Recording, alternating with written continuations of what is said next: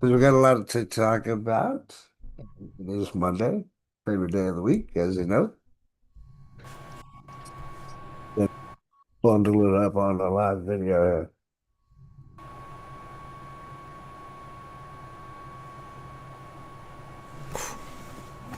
Just check it You out. might want to mute yourself, brother. Still hear that feedback or static in the background. Good. Thank you.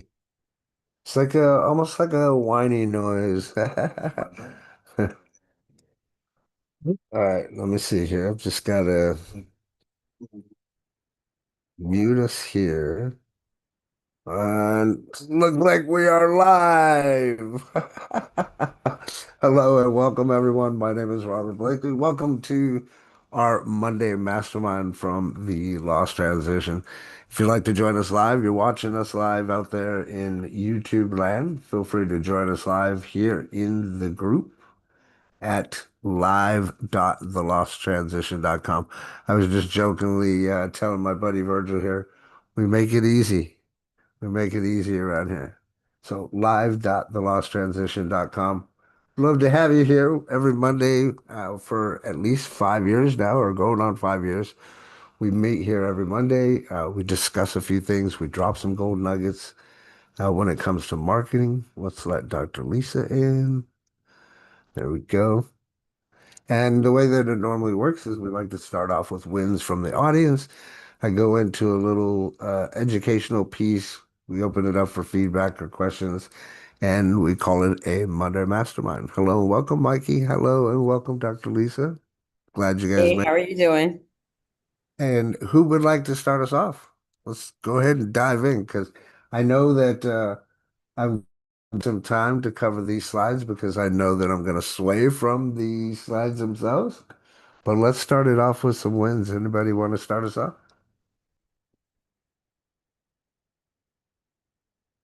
Don't make me call on you now. I'm not sure if Oh, oh, my go ahead, sound, Virgil. is my sound coming better. We can hear you, but you have that whiny noise in the background. I'm not sure how to fix it. Let me try to move my microphone. Maybe speaking up on some status there. Is this better? Go ahead and try anyway. We can hear you at least. I'll make it quick. Well, it's one, I would say, one big win. Just well, first thing, I was able to switch a provider, so now I have this backup system when everything falls on one side. I'm in a slow transition between those two providers, so that's great. But beyond that, I've been out all week consolidating the process at creating content, placing the magazine, trying to get artists and influencers in, and started consolidating the process. And it has been fruitful because already now I'm receiving some interest and proposition for partnership, which is great. Which alone is again another basket of work coming in because these are based on collaboration, exchange of service, even up to a certain point, some transactional interaction. So trying to place a little bit everything. It's also allowed me to consolidate a string of business together, all around the same thing that I do, and that actually is the win. I came more into the ownership of what I'm doing, which is, I would say, a CMO, Chief Marketing is a Chief Marketing Officer, because most of the people that I tend to meet come with a plan, with a need, but with definitely more things required to get to that need of those goals, as long as marketing goals. For example, as basic as starting a first kit or presentation kit when you're gonna propose a business offer or roll out an offer, from that to everything. So it's really becoming that, and I am positioning that very well. I feel I'm positioning that very well. So that's one of the big wins. And another one is that I had this contract for this big SAP type software that I was pushing, and the contract, the client, I feel like I did everything well. The initial conversation, the follow up, even the time provided, the negotiation, the drafting of the contract, and it just stood at the edge of the client's approval for rollout, and it's just stayed there, and it's been lingering there. And I was waiting for that to be able to use it as a proof of concept for other similar industries. And in the fold of, or in the vacuum of that happening, I pitched an offer to the actually founder of the process, something that is more adapted to the industry here, more specifically targeting the hospitality industries and such. And he agreed to venture into that direction. But that is just half the win. The real win is that using the same approach that I've been using to building these apps, I've been able to come up with an intermediary offer, allowing me to grease the wheel. So when I'm going to be going out there, not only am I going to be representing that product, but I'm also going to be introducing mine. So it's a multi-tier facet service. And the beauty about it is that I was going to need a sales team on the ground, and the magazine team is actually shaping up to become that sort of team, hands on computers, trying to learn the conversation.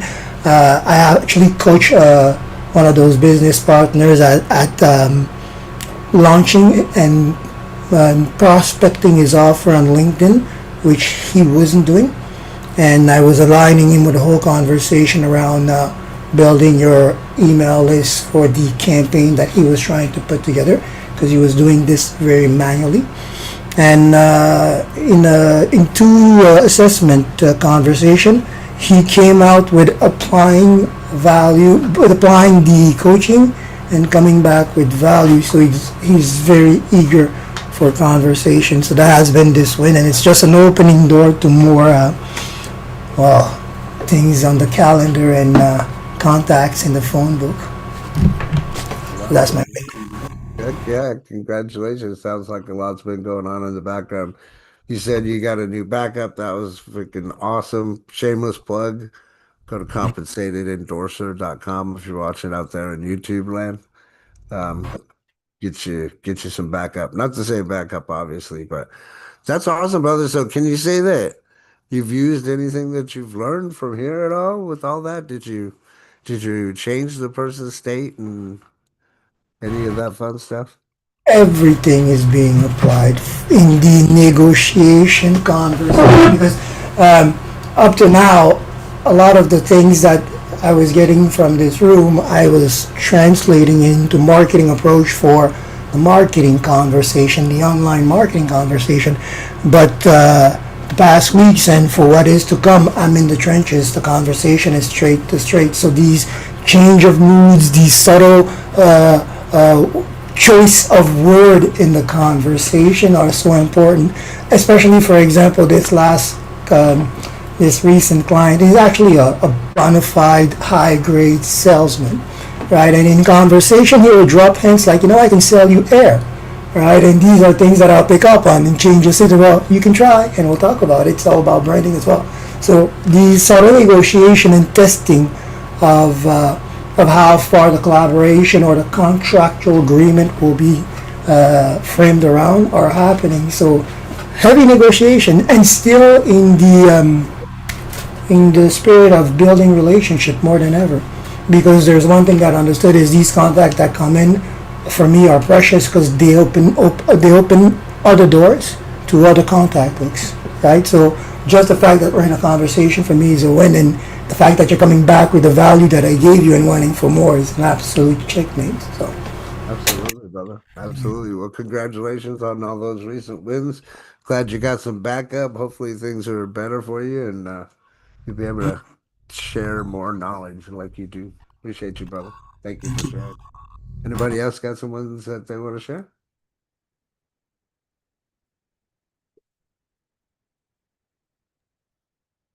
I will have, I think I will have a win for Virgil to Cool. share the next time. But we have an appointment at 12:30, but uh, that was just because I wanted to share something with you and then to bring it to here. So, or maybe tomorrow.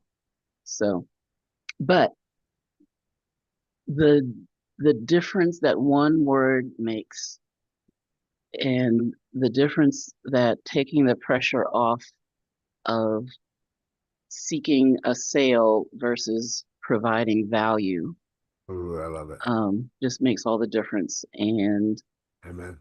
um, I'll have more to share. Good. Good. It sounds awesome. And that's the whole point of what we try to share around here in Lost Transition. Like the biggest thing I like to say is at the very beginning, the easiest way to close a customer is to let them close themselves. You can let them close themselves by just simply giving them value. The more value that they perceive, the more they're willing to pay. Simple as that. Right? Appreciate Okay, here's some value. Oh, I forgot. Chat GPT images too. you. Who has seen it? It Oh, just within the last, I don't know, 4 or 5 days. It's the best image maker. The best. yeah. I heard a little bit about that. I've got to play with it a little bit. I'd forgotten too. You made me think of something this morning, something to play with I'm that you shaking guys my can head. do. I can't even tell you how good it is. I mean, I can, but the people. Ask ChatGPT sometime today, just for fun. Say, now that you've had the chance to work with me, what do you think? Like, give me your input. I don't know if you guys have ever done that. I did that this morning. It was quite fun, quite cool, quite interesting. Well, Canva AI is doing a thing. If you log into Canva AI, it gives you a sum up. It's almost a digital business card. It gives you like your resume with Yeah, Canva, nice. and it's really I'm cool. not Really, in Canva that much though. I don't know if I could get one done, but we could play around with it for some time. I uh I definitely love ChatGPT for the images. So I gotta research and investigate a little bit more with that 2.0 that you're talking about. Thank you for sharing. Thank you for being here. We got some fun to share with you guys today. It's definitely going to be helpful. Any other wins?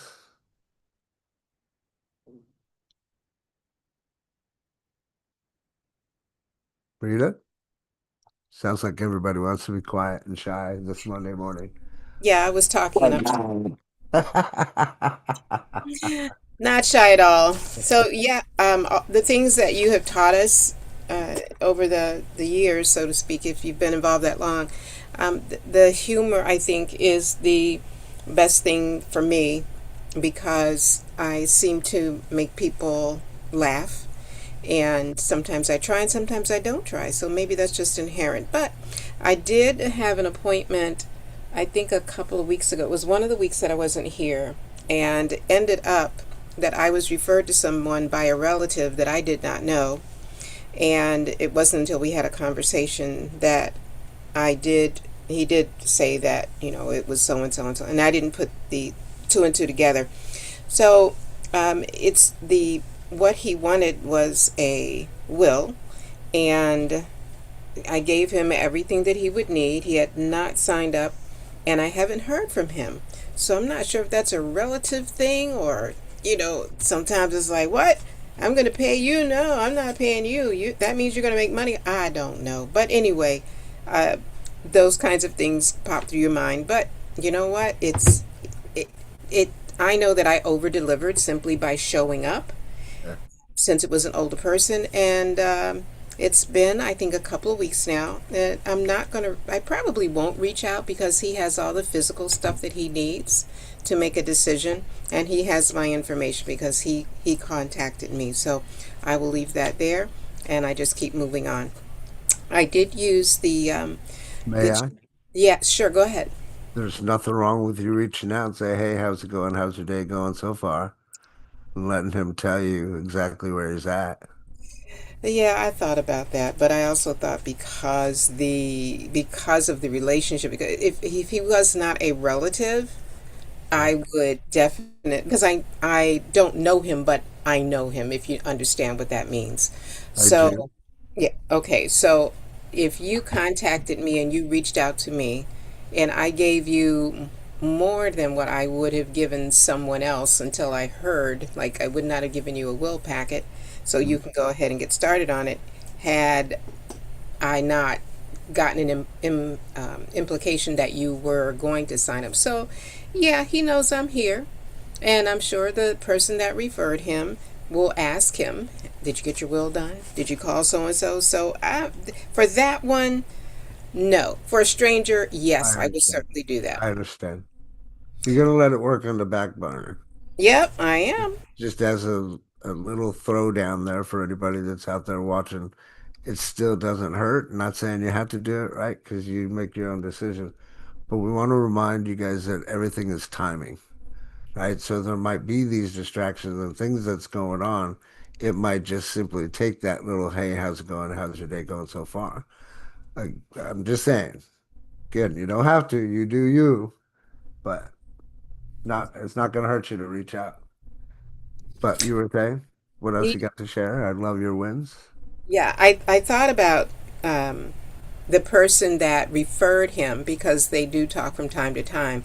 There's a workaround to that, and that is, hey, thank you for the referral. I really appreciated it. I'm not sure if he's taken action yet, but I appreciate you. So There you that, go. and then he'll say something to him about it. So, I love that too on the back end because you're thanking them for that, and they might even bring you more people, right? hmm, Word of mouth advertising is always hands down going to be the best, period.com. yeah, exactly. And I spent enough time with him. So, Well, anyway, um, I did use ChatGPT to make the owl on my mhm. picture smaller, which I really liked because our heads almost were the same size. And I didn't know if people would think that the owl was the one or if I was sitting on the owls. I don't know. Do they have chest, breasts, whatever? So was able to accomplish that and love it. I also was able to create a, a set of professional photos with using ChatGPT, which I was really surprised, and maybe that's the one Dr. Lisa's talking about. And I did mention it, but I didn't tell you the outcome. The When I was a moderator for the anti-money laundering conference, um, it I got a few people asking to take pictures with them, which was so cool because they also said they liked my humor. And I was like, okay, that's my kind of people. Now I know who I'm talking to. That's it. It was a beautiful event, so that was good. And lastly, I know I have another one, but I'm gonna yield because I can't remember off the top of my head. So that's all I got. Well, thank you for being here, dude. I love and appreciate you. Thanks for sharing. Congrats on all your wins. I love it. It's quite cool when you start hanging around with the right-minded people and then cool things start happening in your life. It's not a coincidence. We'll put it that way. Thank you for sharing, dude. Any other wins? Anybody else got any other wins they want to share? I may as well just tell you. Let's hear it. Hello, good morning, good Okay. afternoon. How are you? Good afternoon. I'm very good. How about yourself? Oh man, if I was any better, I'd be twins, especially you're Start me off. good. Oh my goodness. All right. So I had this long spate of illness where I had all of this cough and this congestion. Oh, it was terrible. And I'd actually lost my voice. So a win is that my voice has been consistently recovered. I've been talking like myself. People can understand me. And so during the course of that time, I had contracted myself with an insurance company, and I think they just got a little tired of my saying I couldn't talk. So I felt distanced, and then so since my voice is strong and powerful again, I reached out to another agency, and I've been contracted. I have a bunch of carriers now. Nice. So I really feel very excited. I feel, this is something that I've done before. I sold life insurance in Jamaica for most of my life. I am pre-retired now. I'm just thinking of something that I could do to continue making a stream of income. And I just said, well, why not? You've always had your life insurance license. So I'm really excited. I have a whole bunch of cars, like I said.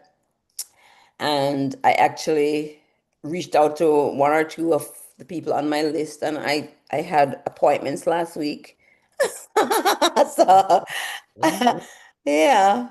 So I think and really and truly I've been still sticking to um routine, the things that I have done routinely. Like I have another thing on a Thursday. I've been attending that. Last Monday when I didn't come, I had an insurance thingy with the lady. I had an appointment and I had to make a choice. And right, but so far I've been working a calendar, and that really has started to make me feel as though I'm sensible again, and things are moving in the right direction. So I love it. I love it. And thank you for being here. And your voice sounds very strong and loud. I can hear your exuberance and your excitement. I'm gonna invite you, Mikey, to stay close to the fire, my friend. Okay? Get us on your calendar. Make sure you're here every Monday. Plug in where you can. If you got questions, make sure you ask them. If okay, you were invited here by somebody else, make sure you get with them because they're going to have a link for the website that we have launching here within the next week or two, okay. putting everything Thank you so together. much. But thank you for being here. All righty. Thank you for sharing and congrats on your wins. Thank you.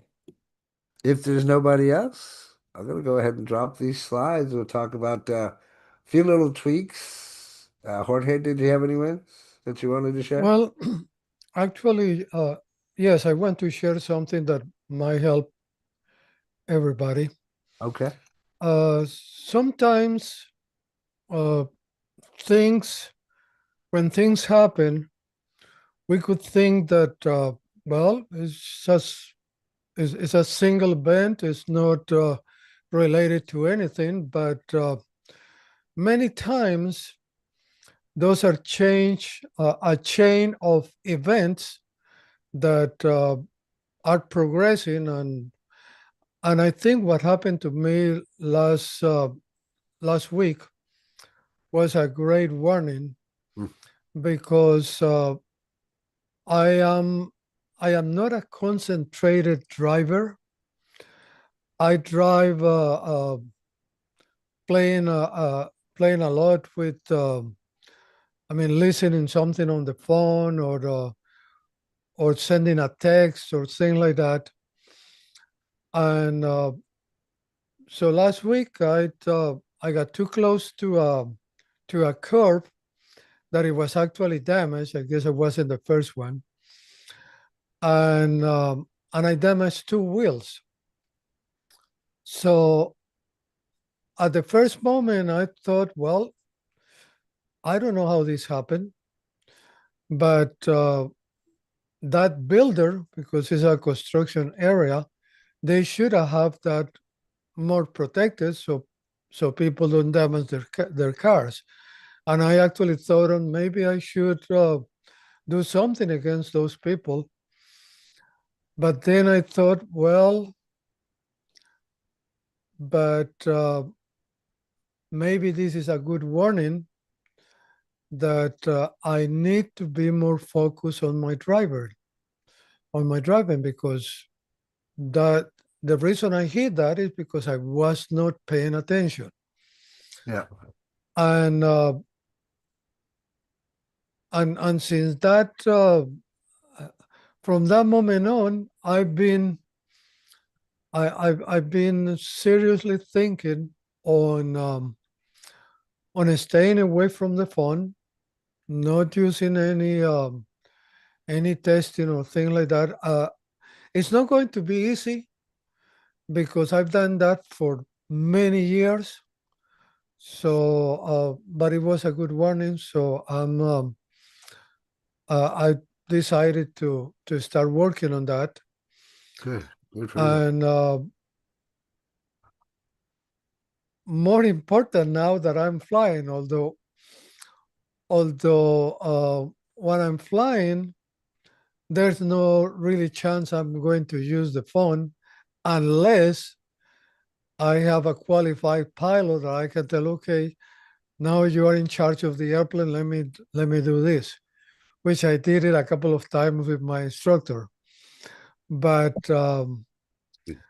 but yeah, it's important to focus on what we're doing, so we prevent incidents that can be very costly. Amen, brother. Amen. And thank you for sharing that. One word came to my mind, awareness. So congratulations on you having the awareness that you had the problem that you need to solve. Right? That's what a lot of people skip. They skip that awareness portion of it. They think they don't have a problem until something bad happens, right?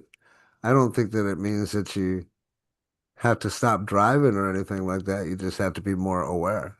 For me, and this is just me speaking outside the box here, I consider myself like an offensive and defensive driver. And that's just because of my military experience. Like I've also taken education towards that, right? Driver's ed, winter ice driving, all kinds of other fun stuff. So I just know you gotta be careful out there. You can't just watch for you. You gotta watch for all the other crazy people out there, right? Yeah, it's not a matter of stopping driving. I mean, as long as I have the mental acuity to do it and the Sure. physical the physical also, Yeah. uh, I'll drive till I'm 125, which is my goal. Very good. Well, thanks for sharing, brother. Rita, did you have something to share? Yeah, hey, I was going to mention to Jorge, I would chat GPT and see how many accidents, if any, were specifically at that corner, just Oh, to see if that was a perhaps. Uh, I know how they do things here, or at least I used to. So many accidents require a traffic signal. So maybe there have been accidents there. I don't know, but I would definitely look that up just in case and then have them pay for your repairs. I like what you're saying because that could have been a sign or a symbol for something else as well that could do bigger or greater things, right? Well, I agree with that, but the point is, if Yeah, I would have been aware of where I was and what I was doing, exactly. I would have not hit that. So it is yes, they probably need to improve the signaling. They probably need to protect that particular point. So when people hit that, they won't get hurt that bad. But it's mostly awareness, like Robert said. Yeah. Amen, brother. Amen. Well, congratulations, brother, and thank you for sharing it. Thank you for sharing that with us. Appreciate you being here, brother.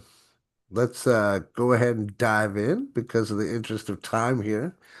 As I mentioned when we first started, this is week 17.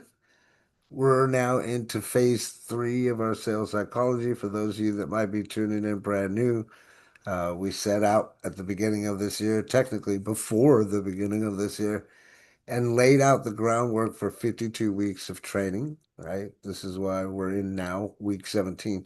Not sure if you're paying attention, but we're now in the second quarter of the year.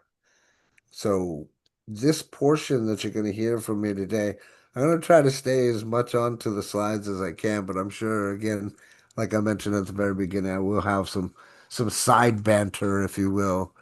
The only reason that I'm saying this or prefacing this again is just because of my experience and the just thousands of doors. I can't even tell you how many thousands of doors that I've hit and handled objections like a pro, and ultimately understanding where the objection is coming from and then having an answer to that objection and being able to get back to where you were. That's kind of a big important thing. So make sure that you do pay attention. You're taking notes, maybe a screenshot or two if you need to. Definitely, though, at the end, if you have any questions, make sure you raise your hand. Okay? Cool. So handling objections like a pro, how to turn no into tell me more, right? If you've been around us for any time amount of time, I should go back here on that one. We like to say, um, one thing that my mentor taught me is the 5 words that'll help you make the most money is tell me more about that. Tell me more about that. So we're going to talk about handling objections like a pro, how to turn no into tell me more. All right. So starting off at the very top, again, mentioning my experience here. Okay. I don't mind objections. In fact, I love objections, but there's a way to not have those objections, right? But before you can understand how to not have those objections, you have to understand what the objection is and how to identify what the actual problem is and how to solve that problem. I know that's a lot to take in, but I'm saying that again because of my experience and understanding. When you have answers to objections and you can answer those objections, go right back into whatever the presentation that you created for said business, for said product, for said whatever it is that you're doing, you can actually avoid a lot of those objections. In the meantime, you're going to see whatever terminology that you want, objections in your road, in your growth as a person that's doing any kind of sales, right? But I want you to understand that they're buying signals, right? They're not roadblocks, not rejection, signals. This is something that we have to understand, very important. When somebody objects, they're just telling you exactly what they need to hear, or exactly what you need to hear, excuse me, to move forward. It means at least that they're engaged. It's not like they're saying no and they're just like walking away from you, right? Because that can happen. Or a door can slam in your face. Not interested. Woo! And you got to be quick on your feet for those specific objections, especially not interested, right? And I won't dive too much into that. We'll stick to the slides on this. Otherwise, I could go into a tangent on that. But the old way is like the old way of thinking, shall we say, they objected. I need to overcome it. Right? This is the direct marketing thought process, if you will. Push harder, grind through it. But the buying line way, the way that we teach you guys around here is they're just simply below that buying line. Remember we talked about that? So if they have an objection, it's typically going to be those 3 reasons that we've already talked about, right? It's going to be the company, the product, and the price. Those are the 3 main things. So if there's objections to any one of those, you obviously know that they're below that buying line. That means we need to determine what type of customer they are, whether they're the apple, the orange, or the coconut. That allows us to know what we have to say. Okay? Everybody with me so far? Give me a thumbs up. Cool. Okay. Remember the buying line? That's what I was talking about, right? If somebody objects, they're just below that. It's almost like you're just putting them back on the shelf. Let's look at it that way, right? So your job isn't there to sit there and argue through that. And I can tell you, like I have and can go through 3 objections, right? I'm not interested. I got to wait for my wife. Like that's how skilled we had to be in direct marketing so that we could overcome the objections like a pro and get right back to whatever the conversation was. You have to understand too that whenever that happens, again, I go back to a reference of like either a boxing match or a tennis match, however you want to put it, whatever you want to, put into your brain about it. It's a back and forth conversation, and there's energy that's involved within that transference or transference of emotion and energy that goes back and forth throughout that conversation. Okay. That conversation also happens through the beginning stages of uh, building the actual relationship with that person. Okay. Now that we got that out of the way, where do objections come from? So if they dip below that buying line, your job is to bring them back up. Like this is what we're talking to you guys about today. So I want you to make sure that you pay attention to this part, especially too, because it goes back to what we're talking about with level one listening. Remember also how I told you if you don't forget or if you remember any portion of it, remember this, right? All of these little things, once you put them together, or like we like to talk about with Rita, you put those dots together, they all work together so that your conversation becomes better and how you present yourself, your product, and your company. Okay? So the emotional dips, we talked about it in week 14. There's the company dip. Now, here's what you want to pay attention to. If they say something like, oh, I need to research more, or I need more information, right? In their mind, they're thinking, is it legit?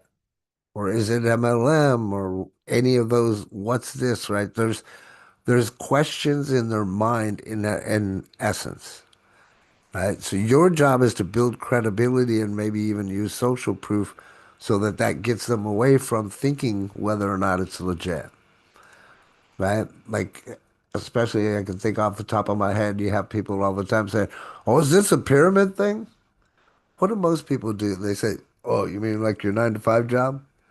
That kind of interaction isn't going to get you any further within that conversation, right? Because that conversation is more standoffish. It's more like you're both hitting a wall instead of actually hitting the ball over the net, right? So again, it goes back to level one listening, though. If somebody says this, I'm going to say, oh, okay, I know where they're at in the process. Now, let's say they say something like, oh, I'm not sure it's for me. Well, that deals with the product, right? In the back of their mind, they might be thinking, I don't need that. And a lot of that might be come from you didn't build enough of a relationship to find out that they actually needed the product before you tried to pitch the product.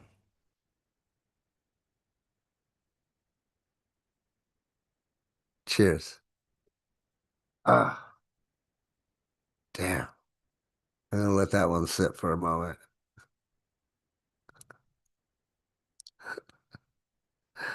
Right? If it sounds like the timing isn't right. What's that going to tell you? Well, maybe they're thinking it's too expensive. We've talked before about framing and reframing. We might get it back into that a little bit, but all you have to do is reframe whatever the value is versus the cost of not acting, right? And most of those times, if you listen to what the customer is telling you, you can use that to your advantage, right? Maybe it might be like something like, well, how long have you been going with through this or dealing with this? Oh, at least for 5 years. Well, what's it going to be like if you keep going through it? Right? Some people call it pouring salt on the wound.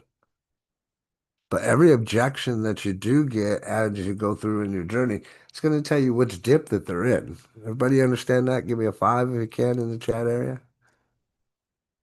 That's the sequence that you're trying to connect here, right? Regardless of whatever that objection is, if and when you get it, which for me, they come few and far between because of knowing all this information, right? But it's going to tell you which one of those dips they are. Company dip, product dip, or pricing dip.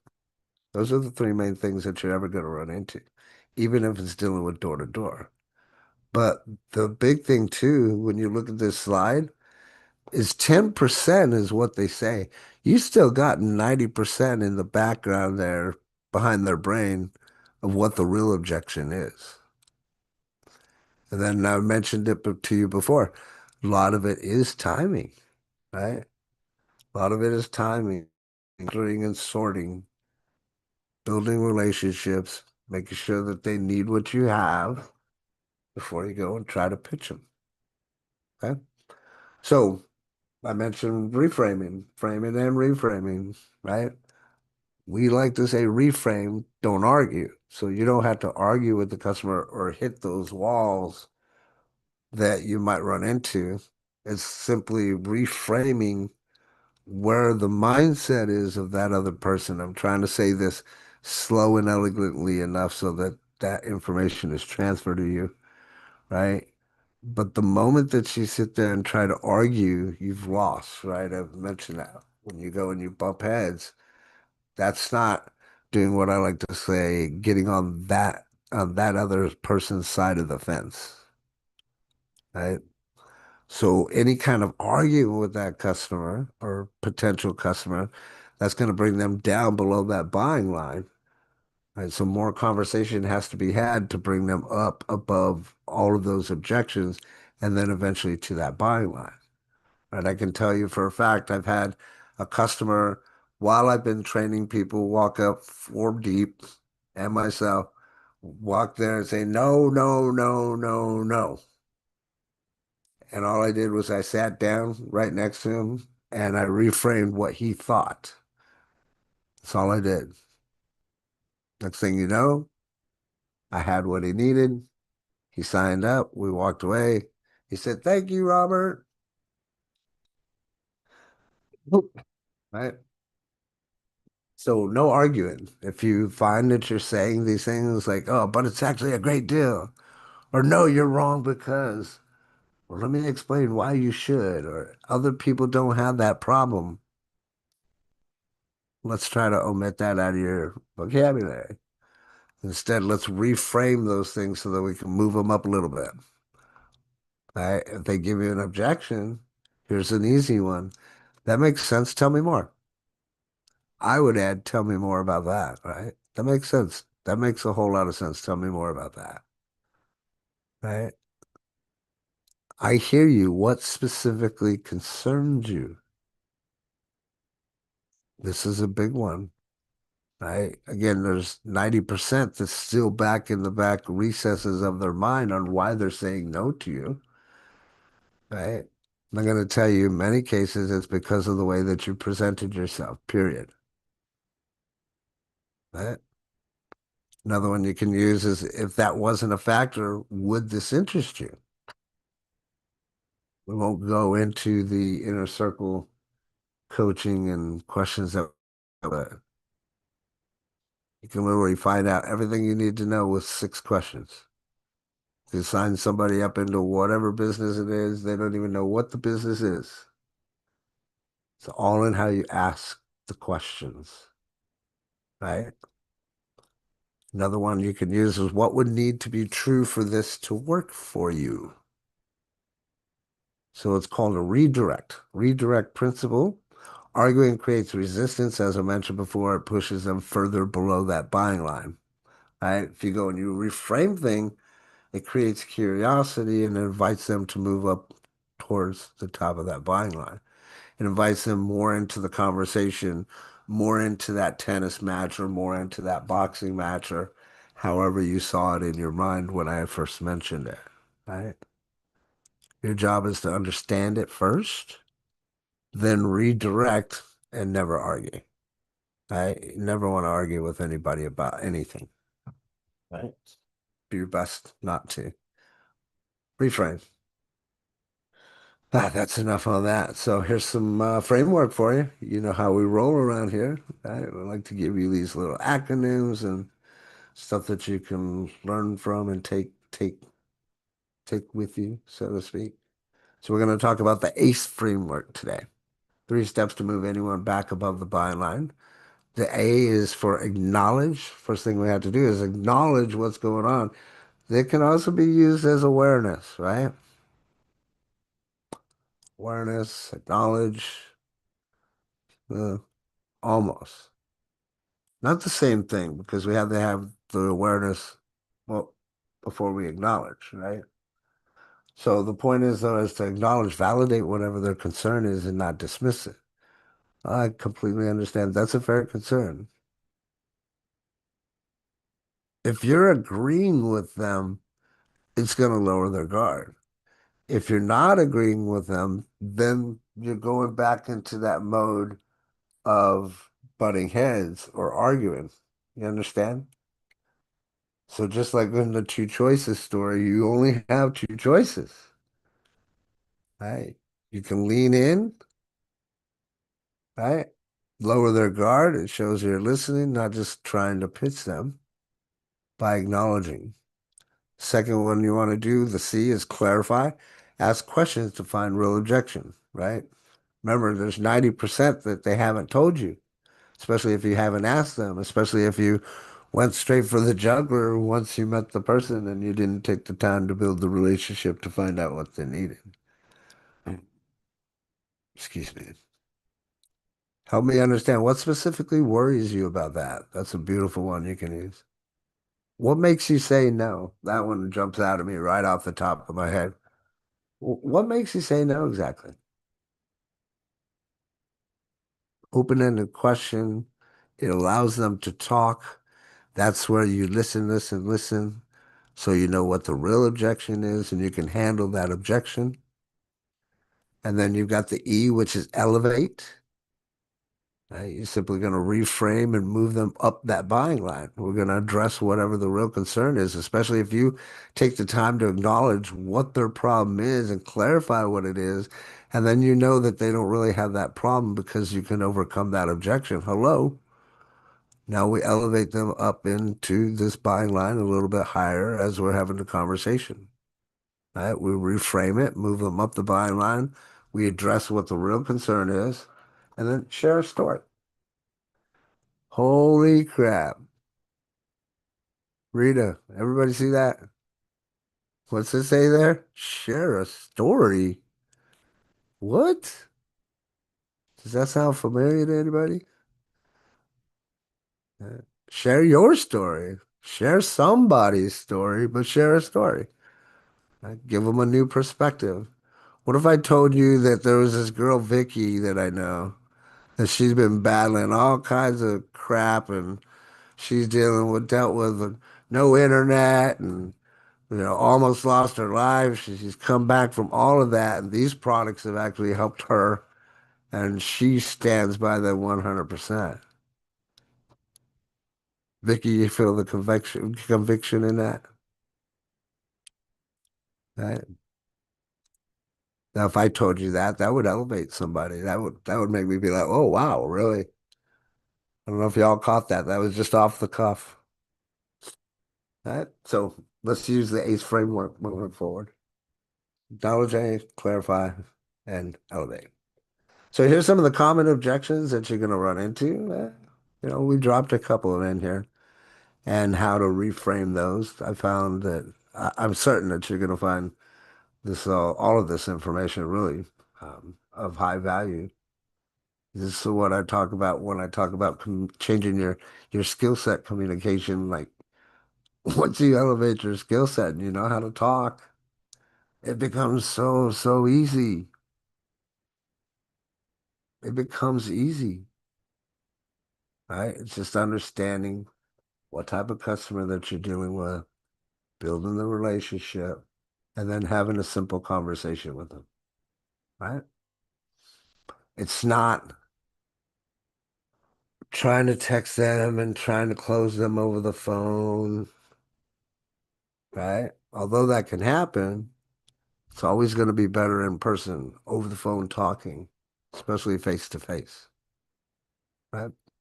So here's what they say, what they mean, and how to move them up. That's the examples that you're going to see. So somebody says, oh, it's too expensive. That's telling you, if you pay attention, that's the pricing. That's one of the three dips, right? That means they don't see enough value in it. If they see the value in it, it will never be expensive.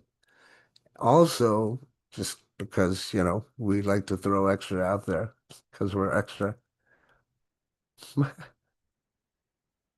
If you give them enough value, right? Or I'm sorry, if you go and pre-qualify them, you won't have to worry about that pricing question either.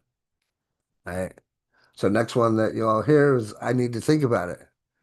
That tells me that something's still unclear, something in the back of their mind. They still have questions on how it works, what it's going to do for them realistically, because that's what it's all about. What's in it for me?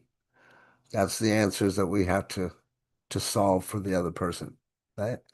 This one I love. I need to talk to my spouse. This really says I'm not confident enough to make my own decisions. This means if I make a decision without my wife, she's gonna be mad. All right. If I make a decision without my husband, he's gonna be mad. That's what that really is. That's what that comes down to, guys. It's quite hilarious. I love that one the most.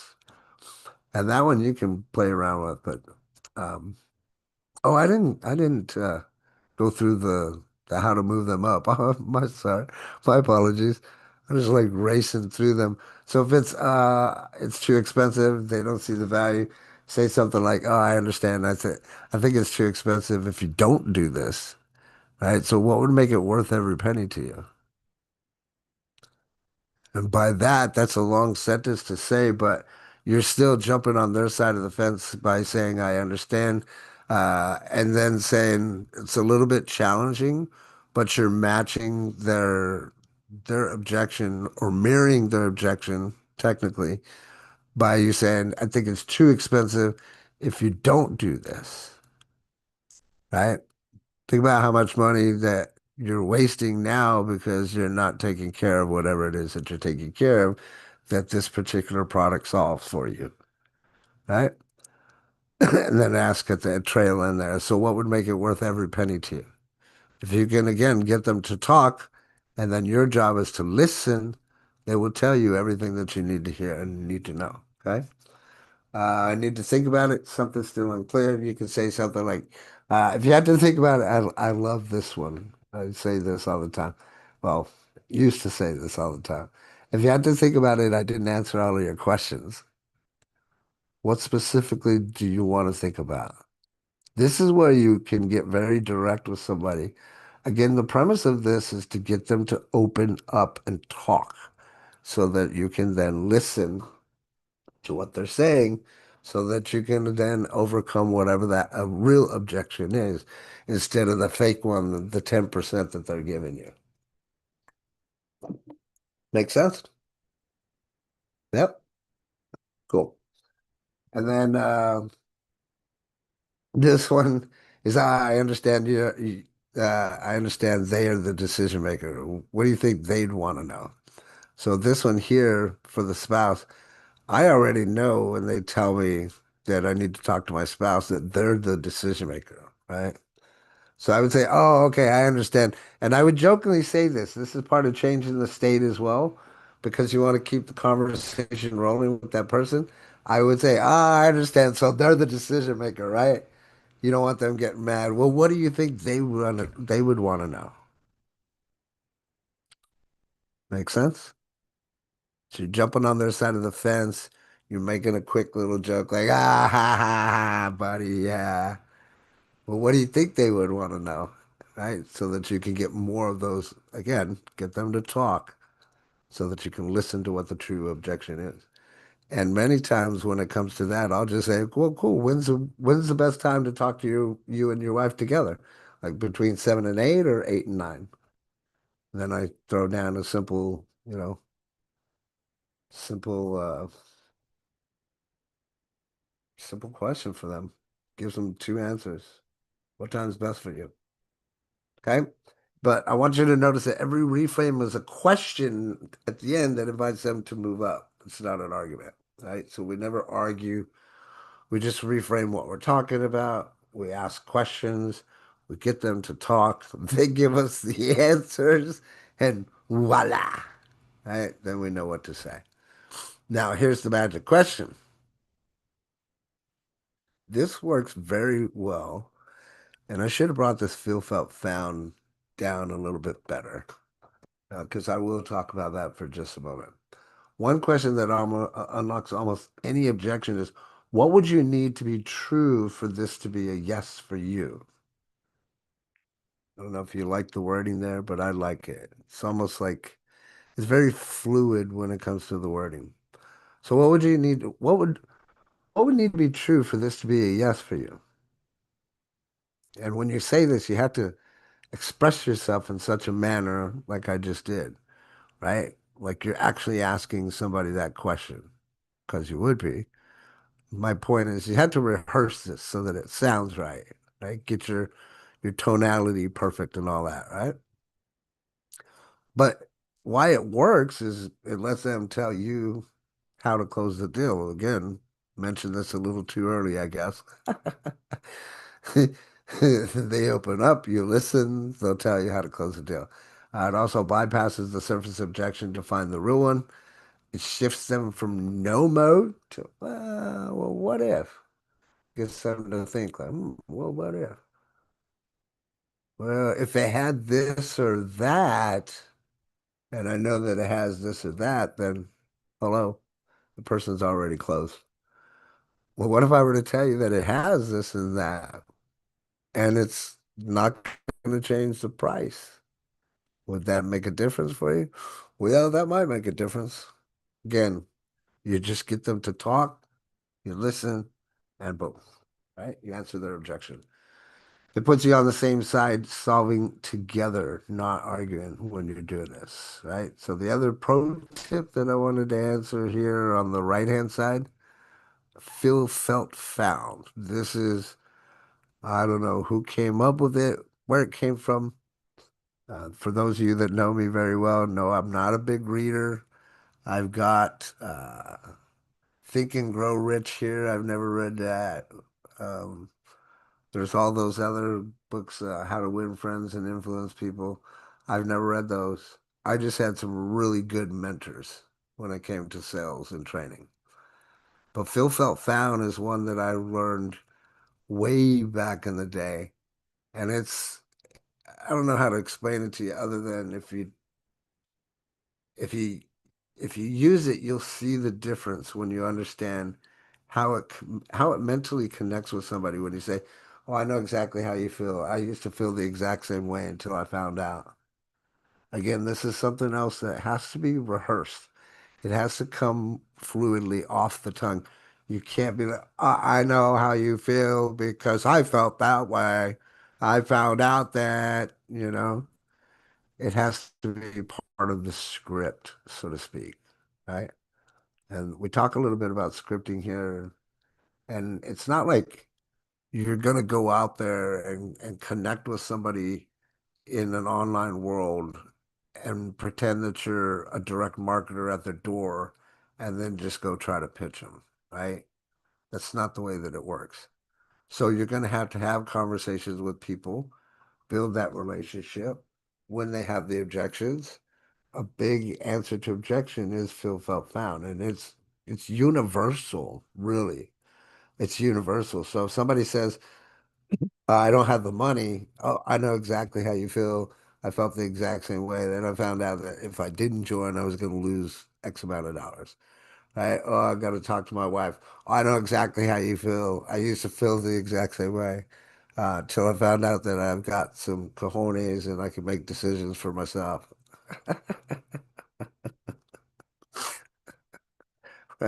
Just making sure you all are still paying attention out there. The feel felt found works like a charm, right?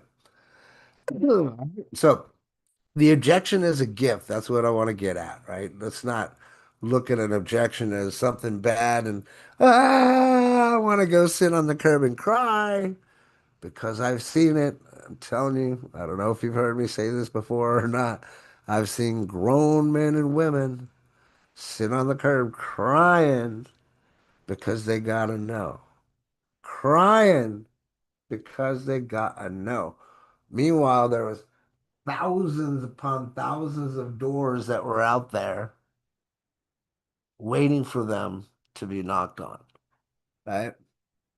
So don't let one little no screw your head up, right? Why you should actually want the objection, especially when you're starting out and you're learning from me even better. I want you to get those little objections so that you can go through them, right? But they're still in the conversation if you have an objection. You just have to overcome that objection, go back to what you were talking about, right? Keep within the presentation or within the realms of the conversation that you're doing. Right? If they weren't interested, they'd just say no thanks, right? And they'd leave. An objection at least means that they're engaged in the conversation. Secondly, they're telling you what you need only if you listen, right? The objection is the roadmap. It shows you exactly what's keeping them below that buying line that we talk about. And then third, it's a chance to build trust. How you handle the objection matters more than the objection itself. Listen, understand, and serve. If you're confident in your answer and how you respond to that objection, it makes the world of difference. But if you respond to that objection and you're sheepish in how your delivery is, the objection and that energy is not going to flow. You understand? You guys hear me on that? I know I can't repeat myself, but that's what I'm talking about whenever you hear me talking about a sale being nothing more than a transference of emotions. That's that point that I'm talking about right there, right? It's what is that emotion or that trigger? Ooh, ooh, don't you get me started. What is that emotion that you're, whoo, sending? Because you have electrical current in your body, you know what I'm saying? Like you can charge yourself up and shoot that energy. Anyway, no objections equals no engagement, right? The worst sales conversations are the ones where they just nod along and then ghost you. Like it's important that as you're having a conversation, that it does go back and forth, and you're not the only one talking. And again, if they say something, what are those five magic words you're gonna say? Especially when you're building the relationship. Tell me more about that. Tell me more about that. So again, an objection isn't a wall, it's a window into what they actually need to say yes. Okay. Stop trying to break those walls down like you're doing, like you have been doing, and instead you're banging your head up against it, right? Start looking through the windows. Now, doesn't mean go out and be a peeping Tom. That's not what we're talking about, okay? Talk about in the sales realm. Look at them as windows. Look through the windows. Don't break down the walls. So reframe your objections this week is what your goals are or your assignment is. I don't know if you guys are keeping up with these assignments that we're giving you. Hopefully you are. I trust that they're making a difference. If they are, by all means, let us know. But here's your assignment for this week. Okay? List your top three objections. What are they? All right? Write them down. For each one, identify what dip does it come from. Is it from the pricing? Is it from the product? Or is it from the company? Then practice your ACE responses. For each objection, write out what that ACE response is. How do you acknowledge what they're going to say when they say it, based off of what company and product or that you're promoting? All right. How will you acknowledge it? What will you ask to clarify the question so that you listen and know what the answer is? And then how will you elevate them above that?